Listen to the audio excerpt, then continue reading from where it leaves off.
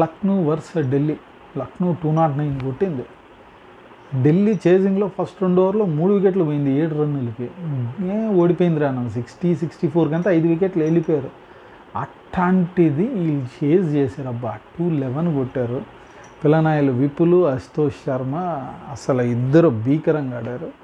మొత్తం 200 పైన స్ట్రైక్ రేట్తో వీళ్ళిద్దరు పిల్లలు అయితే గెలిపించారు ఢిల్లీని సూపర్గా.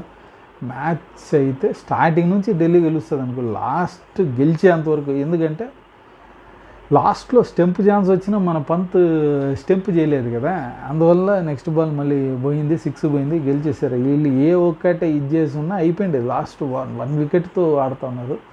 Super match. దీని గురించి కొద్దిగా డీటెయిల్డ్గా నేను నా యూట్యూబ్ ఛానల్ ద క్రికెట్ స్ట్రాటజిస్ట్లో అయితే నేను మాట్లాడున్నాను. సో మీరు ఆ ఛానల్ లింక్ కింద డిస్క్రిప్షన్లో ఉంటుంది. డిస్క్రిప్షన్లో ఇంకా రాలేదులే.